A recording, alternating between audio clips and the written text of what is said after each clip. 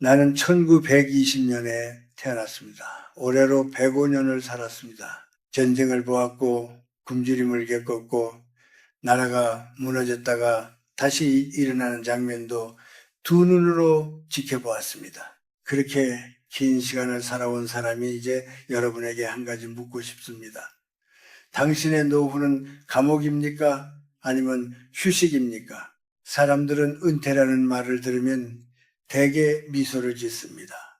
마치 오랫동안 기다려온 자유가 그날부터 시작되는 것처럼 생각합니다. 아침마다 울리던 알람 소리도 없고 서둘러 옷을 입고 지하철에 몸을 밀어 넣을 필요도 없습니다. 따뜻한 햇살이 비치는 창가에 앉아 천천히 커피를 마시며 하루를 시작할 수 있습니다. 그동안 가족을 위해 일하느라 쉬지 못했던 사람들은 그런 날을 꿈꾸며 오랜 세월을 버텨왔습니다. 나 역시 그랬습니다.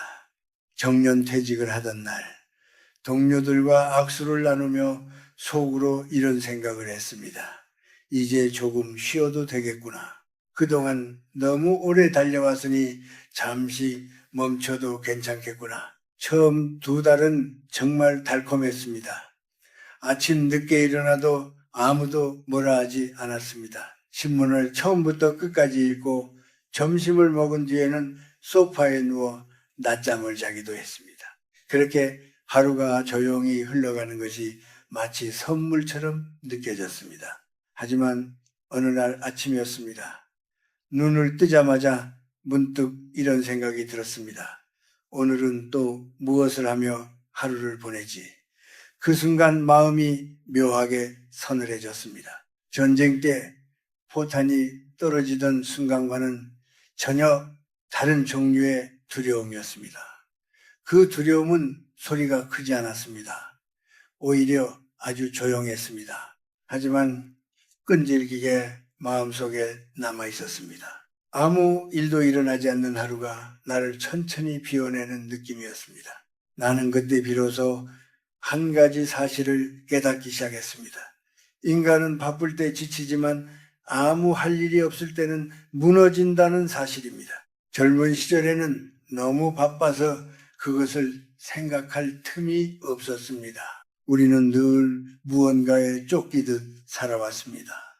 가족을 먹여 살려야 했고 아이들을 키워야 했고 사회 속에서 뒤처지지 않기 위해 애써야 했습니다. 그 시절에는 시간이 부족한 것이 문제였습니다. 하지만 나이가 들고 나면 오히려 시간이 너무 많아지는 것이 또 다른 문제로 다가옵니다.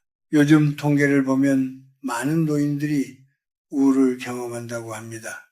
특히 배우자를 먼저 떠나보내거나 사회적인 역할이 사라진 사람들에게 그런 일이 더 자주 나타난다고 합니다. 평균 수명이 길어지면서 은퇴 이후에 시간이 30에, 40에까지 이어지기도 합니다. 사람들은 노후의 불행을 이야기할 때 대개 돈을 먼저 떠올립니다. 물론 돈이 부족하면 어려움이 많습니다. 그러나 내가 오래 살아보니 더 두려운 것은 돈이 없는 시간이 아니라 할 일이 없는 시간입니다. 집안에 돈이 조금 있어도 하루 종일 텅 빈 거실에서 리모컨만 만지작거리다가 해가 지는 삶이라면 그것은 휴식이 아닙니다. 오히려 조용한 형벌에 가깝습니다. 내가 아끼던 제자 중 한 사람이 있었습니다.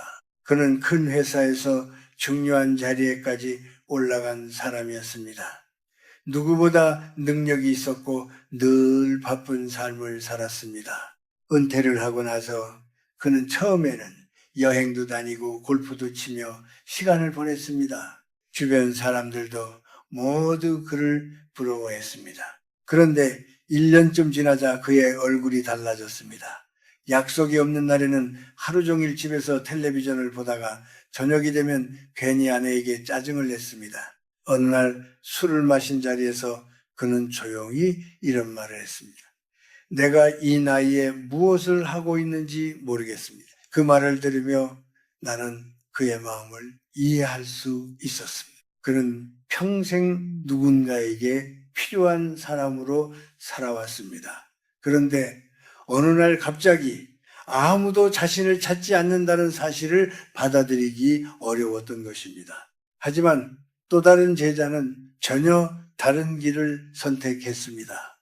그는 평범한 학교 선생님이었습니다. 은퇴를 하자마자 동네 작은 도서관에 가서 아이들에게 책을 읽어주기 시작했습니다. 처음에는 일주일에 한 번이었습니다. 그런데 점점 그 시간이 늘어났습니다. 아이들이 그를 보며 반갑게 손을 흔들고 할아버지 또 오세요 하고 말할 때마다 그의 눈빛이 환하게 빛났습니다. 어느 날 그는 나에게 이렇게 말했습니다. 교수님, 저는 월급은 없어졌지만 제 쓸모는 더 커진 것 같습니다. 나는 그 말을 들은 뒤 오랫동안 생각했습니다. 은퇴는 끝이 아닙니다.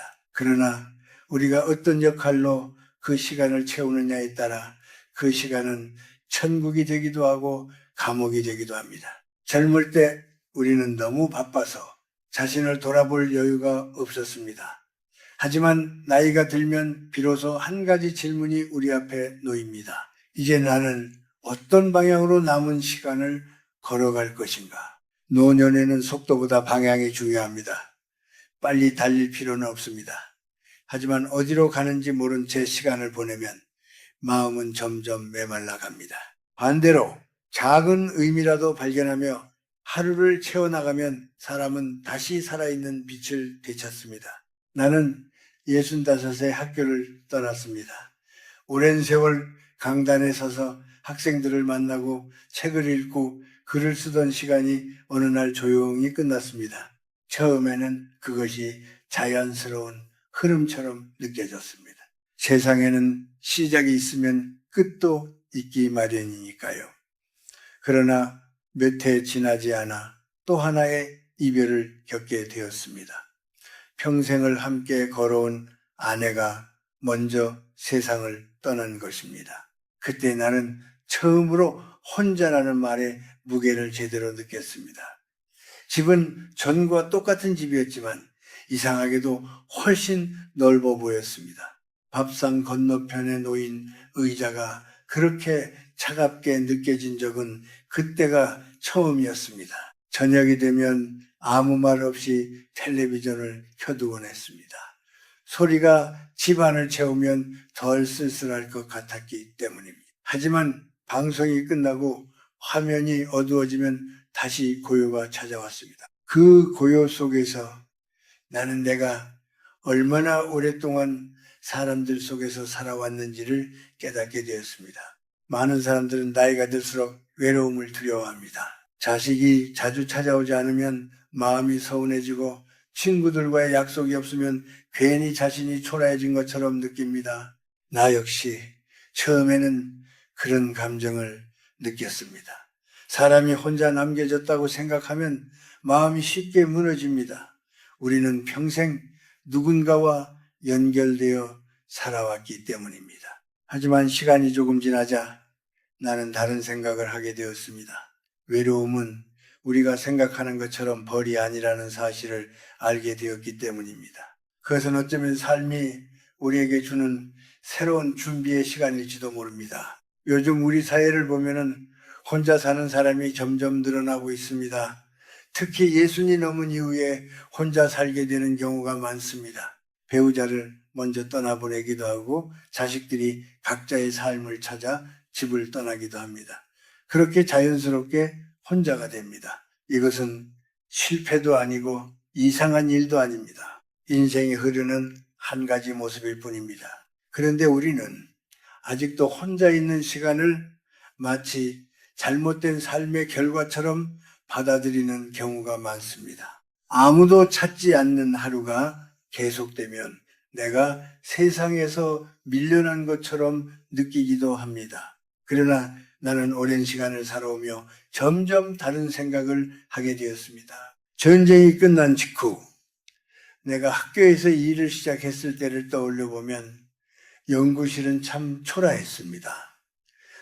엔추베드로 되지 않았고 책상 하나 놓인 작은 방이 전부였습니다. 동료들도 하나둘 다른 길을 찾아 떠났습니다. 늦은 밤 연구실에 혼자 남아 책을 읽던 날들이 많았습니다. 그때 나는 외롭다고 생각했습니다.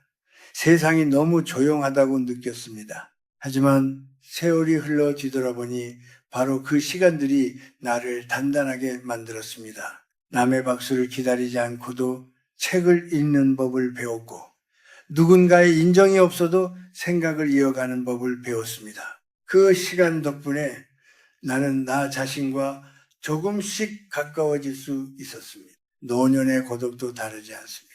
우리는 평생 여러 이름으로 불리며 살아왔습니다.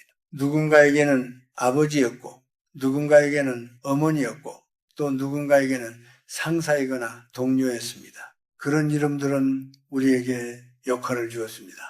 해야 할 일이 있었고 책임이 있었습니다. 하지만 나이가 들면 그 이름들이 하나씩 조용히 떨어집니다. 어느 날 문득 깨닫게 됩니다. 이제 나를 부르는 목소리가 예전만큼 많지 않다는 것을요. 그 순간 많은 사람들이 불안해합니다.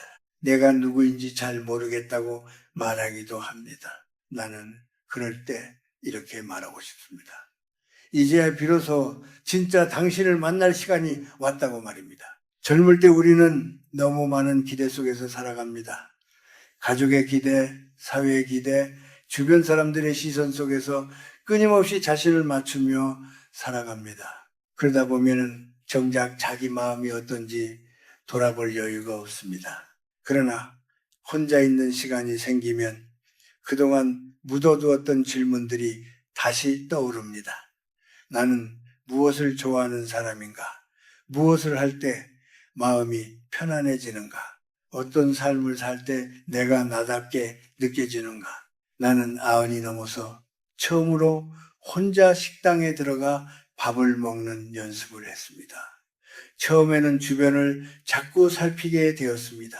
사람들이 나를 어떻게 보는지 신경이 쓰였습니다. 하지만 몇 번 그런 시간을 보내고 나서야 깨달았습니다. 사람들은 생각보다 우리에게 관심이 많지 않다는 사실을 말입니다. 우리는 평생 남의 시선을 너무 크게 생각하며 살아왔습니다. 그러나 노년은 그 시선에서 조금씩 벗어나는 시기입니다. 그 사실을 받아들이면 마음이 훨씬 가벼워집니다. 나는 어느 날 창가에 앉아 차를 마시며 밖을 바라보고 있었습니다. 바람이 나무 잎을 흔들고 있었고 구름이 천천히 흘러가고 있었습니다. 그 장면을 오래 바라보며 이런 생각이 들었습니다. 고독은 텅 빈 방이 아니라 조용한 서재와 같다는 생각이었습니다. 아무도 방해하지 않는 공간에서 우리는 처음으로 자신의 생각을 끝까지 따라갈 수 있습니다. 젊을 때는 늘 누군가의 요구에 응답하며 살아왔습니다. 전화가 울리면 받아야 했고, 약속이 있으면 나가야 했고, 해야 할 일이 끊임없이 이어졌습니다. 그러나 지금 조용한 시간이 주어졌다면 그것은 버려졌다는 신호가 아니라 허락받은 시간일지도 모릅니다. 그 시간을 두려워하지 말고 천천히 바라보십시오. 그 안에는 우리가 미처 보지 못했던 마음의 풍경이 숨어 있습니다. 그리고 그 풍경을 바라볼 때 우리는 조금씩 자기 자신과 친구가 되어갑니다. 나이가 들고 나서 내가 또 하나 분명하게 깨닫게 된 사실이 있습니다. 그것은 사람의 머리가 늙는 속도는 나이에 따라 결정되는 것이 아니라 삶의 방식에 따라 달라진다는 사실입니다. 많은 사람들이 나이가 들면 기억이 흐려지고 생각이 느려지는 것을 당연하게 받아들입니다. 물론 몸이 예전 같지 않은 것은 사실입니다. 그러나 내가 오랜 세월 여러 사람을 지켜보며 느낀 것은 다른 곳에 있었습니다. 사람은 나이가 들어서 늙는 것이 아니라 스스로를 포기하는 순간부터 늙기 시작한다는 것입니다. 은퇴를 하고 나면 하루의 모습이 단순해집니다. 아침에 눈을 뜨고 텔레비전을 켜고 뉴스나 드라마를 봅니다. 휴대전화로 영상을 보기도 합니다. 그러다 보면 하루가 금세 지나갑니다. 겉으로 보기에는 편안한 삶처럼 보일지도 모릅니다. 하지만 그 안을 조금만 들여다보면 마음이 점점 굳어가는 것을 느끼게 됩니다. 젊을 때 우리는 원하든 원하지 않던 끊임없이 무언가를 만들어내며 살았습니다. 회사에서는 보고서를 써야 했고 학교에서는 강의를 준비해야 했습니다. 집에서는 가족을 위해 결정을 내려야 했습니다. 생각을 밖으로 꺼내고 행동으로 옮기는 일이 계속 이어졌습니다. 그것이 삶의 리듬이었습니다. 하지만 은퇴 이후에는 그런 일이 줄어듭니다. 우리는 하루 종일 다른 사람이 만든 이야기와 다른 사람이 만든 생각을 받아들이기만 합니다. 입력은 계속되지만 출력은 거의 없습니다. 그러다 보면 마음이 점점 무거워지고 머리도 느려집니다. 마치 오래 움직이지 않은 문이 조금씩 굳어가는 것처럼 말입니다. 나는 오래전 한 친구를 떠올립니다. 그 친구는 80이 넘어서 글을 쓰기 시작했습니다. 특별한 이유가 있었던 것은 아닙니다. 어느 날 문득 어린 시절의 기억이 떠올랐고 그것을 잊기 전에 적어두고 싶었다고 합니다. 그는 매일 2쪽 정도의 글을 썼습니다. 어린 시절 뛰놀던 골목 이야기, 어머니가 만들어주던 따뜻한 밥 이야기, 전쟁 속에서 가족과 헤어졌던 날의 기억까지 천천히 적어 내려갔습니다. 처음에는 문장이 어색했습니다. 맞춤법도 자주 틀렸습니다. 하지만 몇 달이 지나자 그의 얼굴이 달라졌습니다. 눈빛이 다시 살아난 것처럼 보였습니다. 어느 날 그는 나에게 이렇게 말했습니다. 나는 내가 이렇게 많은 이야기를 품고 살았는지 몰랐습니다. 그 말을 들으며 나는 마음이 따뜻해졌습니다. 사람의 삶은 생각보다 많은 이야기로 채워져 있습니다. 다만 우리가 그것을 꺼내보지 않을 뿐입니다. 나 역시 나이가 많이 들어서야 글을 쓰기 시작했습니다. 제자들에게 다 하지 못했던 이야기, 젊은 시절 마음속에 묻어두었던 기억들을 천천히 적어보았습니다. 전쟁 속에서 책을 품에 안고 뛰던 날도 있었고 가난 때문에 학업을 포기하려 했던 순간도 있었습니다. 그때는 그 기억들이 모두 고통이라고 생각했습니다. 하지만 글을 쓰며 다시 바라보니 그 기억들이 조금씩 다른 의미로 다가왔습니다. 그 시절의 어려움이 나를 단단하게 만들었다는 것을 깨닫게 되었기 때문입니다. 실패라고 생각했던 일들이 사실은 다음 걸음을 준비하게 해주었던 경험이라는 것도 알게 되었습니다. 그래서 나는 종종 사람들에게 말합니다. 거창한 책을 쓰려고 하지 않아도 괜찮다고 말입니다. 노트 한 권이면 충분합니다. 하루에 3줄이면 충분합니다. 오늘 감사했던 일 하나, 마음이 흔들렸던 순간 하나, 그리고 내일 해보고 싶은 일 하나, 그렇게 짧은 기록을 남기는 것만으로도 삶의 방향이 조금씩 또렷해집니다. 기록을 하는 순간 사람은 단순히 시간을 보내는 노인이 아니라 자신의 시대를 살아낸 증인이 됩니다. 자신의 삶을 바라보고 이해하려는 사람이 됩니다. 그것만으로도 마음의 깊이가 달라집니다. 나는 또 하나의 작은 일을 추천하고 싶습니다. 식물을 키우는 일입니다. 내가 90이 넘어서도 매일 베란다에 나가는 이유가 바로 그 때문입니다. 작은 화분 몇 개가 있을 뿐입니다. 아침마다 물을 주고 잎을 닦아주며 잠시 서 있습니다. 어느 봄날이었습니다.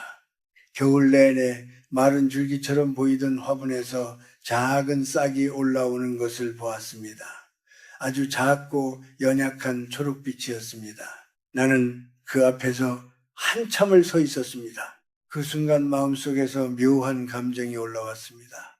아직 끝난 것이 아니라는 생각이 들었기 때문입니다. 그 싹은 식물의 것이기도 했지만 동시에 나 자신의 것이기도 했습니다.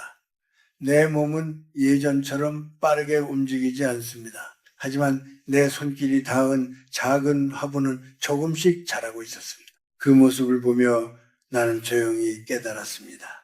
사람이 무언가를 돌보고 무언가를 만들어낼 때 마음이 다시 살아난다는 사실을 말입니다. 생산이라는 말은 거창한 공장을 떠올리게 만들지만 사실은 그렇지 않습니다. 손끝에서 무언가가 태어나는 경험이면 충분합니다. 짧은 글 한 줄, 작은 그림 한 장, 한 그루의 식물, 그 안에는 공통된 한 가지가 있습니다. 내가 시간을 들였고 마음을 담았다는 사실입니다. 그 과정 속에서 사람은 다시 자신이 쓸모있는 존재라는 느낌을 되찾습니다. 직함이 없어도 괜찮습니다. 명함이 없어도 괜찮습니다. 중요한 것은 지금 이 순간에도 내가 무언가를 만들어낼 수 있다는 사실입니다. 그리고 바로 그 감각이 마음을 다시 따뜻하게 만듭니다. 나는 100살을 넘기고도 거의 매일 밖으로 나갑니다. 걸음은 예전처럼 빠르지 않습니다. 젊은 사람들은 나를 스쳐 지나가며 금세 멀어집니다. 하지만 나는 전혀 서두르지 않습니다. 이제 나는 경쟁하러 길을 나서는 사람이 아니기 때문입니다. 나는 생각하기 위해 걷습니다. 내 마음을 정리하기 위해 천천히 길 위에 발을 올려놓습니다. 젊은 시절을 떠올려보면 나는 늘 달리고 있었습니다. 전쟁이 터지면 살아남기 위해 뛰어야 했고 가난 속에서는 하루라도 더 일하기 위해 뛰어야 했습니다. 학문을 하면서도 지쳐지지 않기 위해 마음속에서 늘 무언가에 쫓기듯 살았습니다. 그 시절의 걸음은 언제나 목적지를 향해 서둘러 가는 걸음이었습니다. 하지만 나이가 들고 나서 알게 되었습니다. 노년의 걸음은 조금 다르다는 것을 말입니다. 이제는 어디에 도착하는 것이 중요한 것이 아니라 그 사이를 지나가는 시간이 더 중요해집니다. 발을 한 걸음 내디딜 때마다 생각이 조금씩 정리됩니다. 마음속에 엉켜있던 감정도 천천히 풀어집니다. 어느 날 나는 연구실에서 후배 교수와 말다툼을 한 적이 있습니다. 그때는 이미 나이가 꽤 들었을 때였습니다. 사소한 의견 차이였지만 마음이 상했습니다. 집으로 돌아와서도 기분이 가라앉지 않았습니다. 젊었을 때 같았으면 그 일을 밤새 떠올리며 마음속으로 여러 번 다시 싸웠을 것입니다. 그날 나는 조용히 신발을 신고 밖으로 나갔습니다. 동네 골목을 천천히 걸었습니다. 발바닥이 땅을 밟을 때마다 마음속의 말들이 조금씩 사라졌습니다. 한 바퀴를 돌고 나서 이런 생각이 들었습니다. 그 사람도 자기 자리에서 애쓰고 있었겠지. 그 생각이 떠오르는 순간 마음이 풀렸습니다. 나는 그날 처음으로 깨달았습니다. 걷기는 다리로 하는 것이 아니라 마음으로 하는 것이라는 사실을 말입니다. 사람의 몸이 움직이면 생각도 함께 움직입니다. 집안에 가만히 앉아 있으면 마음속 생각이 점점 고여갑니다. 마치 오래된 물이 흐르지 못하고 한 곳에 머무는 것처럼 말입니다. 하지만 몸을 움직이면 생각도 흐르기 시작합니다. 그래서 나는 지금도 하루에 한 번은 꼭 밖으로 나가 걷습니다. 나는 특별한 운동을 하는 사람이 아닙니다. 그저 천천히 걷습니다. 비가 오면 우산을 쓰고 걷습니다. 눈이 오면 조금 더 천천히 걷습니다. 그 작은 습관이 내 하루를 붙들어줍니다. 나이가 들수록 거창한 계획보다 이런 작은 규칙이 더 중요해집니다. 나는 매일 오후가 되면 스스로에게 약속을 합니다. 오늘도 조금 걸어보자. 그 단순한 약속 하나가 하루의 중심이 됩니다. 마음이 흔들릴 때도 그 약속을 떠올리면 몸을 움직이게 됩니다. 걷기와 함께 내가 놓지 않은 것이 하나 더 있습니다. 그것은 배우는 일입니다. 많은 사람들이 나에게 묻습니다. 이렇게 나이가 많아졌는데도 아직 책을 읽느냐고 말입니다. 그럴 때 나는 조용히 웃으며 대답합니다.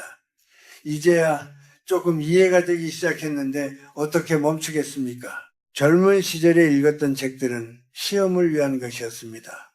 논문을 쓰기 위해 읽었고 강의를 준비하기 위해 읽었습니다. 하지만 지금 읽는 책들은 조금 다릅니다. 이제는 나를 위해 읽습니다. 같은 문장이라도 나이가 들고 나서 다시 읽으면 전혀 다른 의미로 다가옵니다.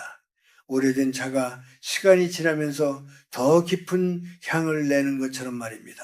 나는 90이 넘어서 작은 악기를 배우기 시작했습니다. 손이 예전처럼 움직이지 않았고 숨도 길지 않았습니다. 그래서 한 음을 제대로 내는 것조차 쉽지 않았습니다. 하지만 그 소리를 천천히 맞추려고 집중하다 보면 이상하게도 마음이 고요해졌습니다. 악기를 연주하는 시간은 길지 않았지만 그 여운은 오래 남았습니다.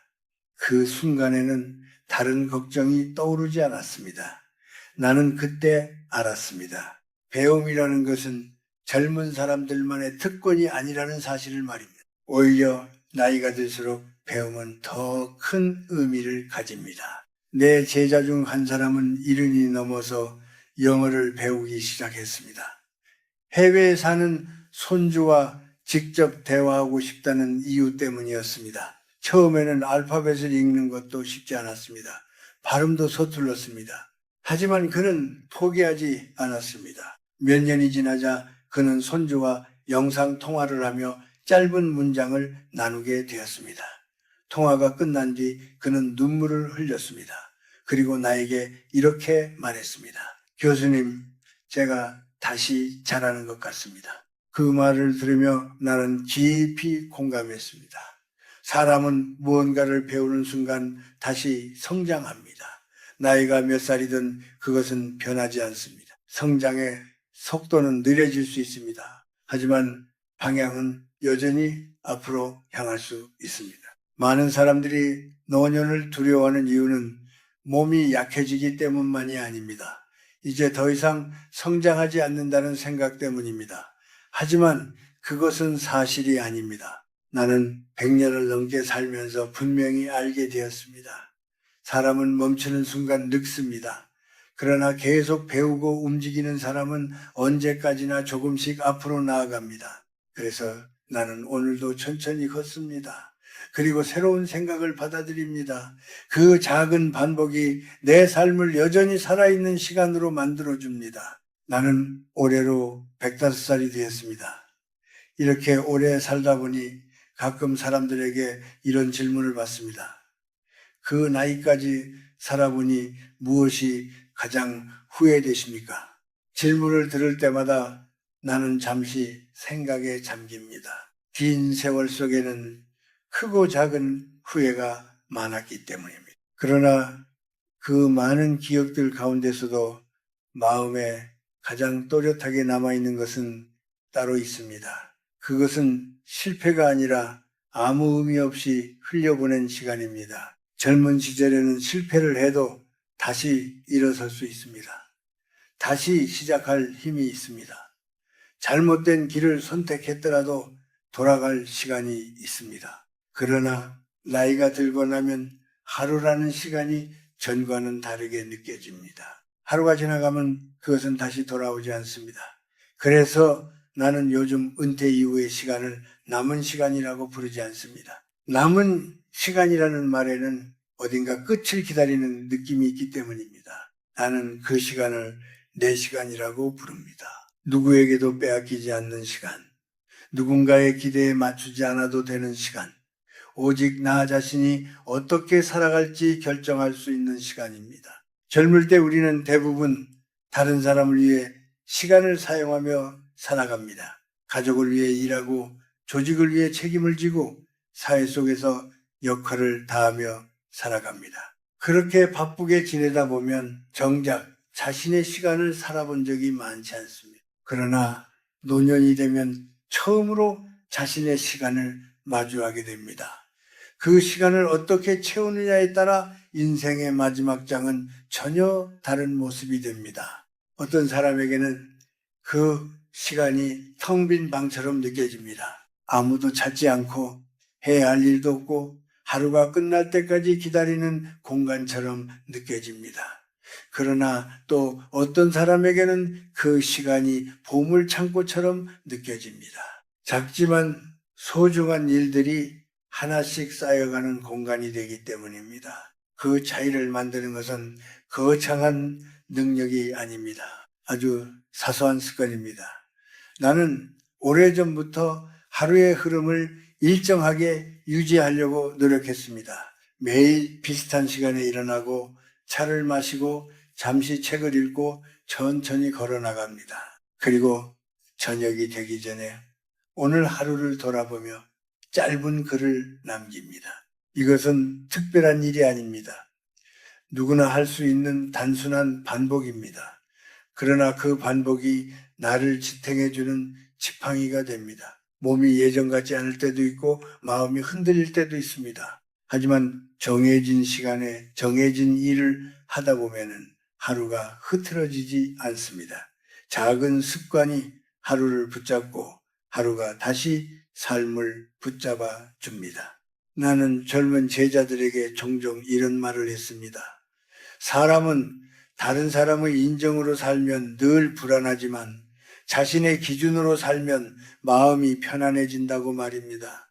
노년에는 특히 이 말이 더 중요해집니다. 자식이 얼마나 자주 연락하는지, 친구들이 나를 얼마나 찾아오는지에 따라 마음이 흔들리기 시작하면 우리는 계속 외로움에 끌려다니게 됩니다. 하지만 내가 스스로 정한 하루의 기준이 있다면 이야기는 달라집니다. 오늘 나는 무엇을 할 것인지, 무엇을 배우고 무엇을 느낄 것인지 스스로 정할 수 있다면 타인의 반응은 그렇게 중요하지 않게 됩니다. 나는 100살이 되던 해에 조용히 한 가지 결심을 했습니다.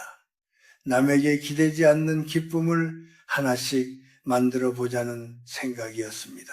그래서 작은 텃밭을 가꾸기 시작했고 짧은 글을 쓰기 시작했고 가끔은 젊은 사람들과 이야기를 나누었습니다. 그들이 나를 필요로 해서가 아니라 내가 세상과 연결되어 있고 싶었기 때문입니다. 노년의 품격은 누군가에게 인정받으려 애쓰는 모습에서 나오지 않습니다.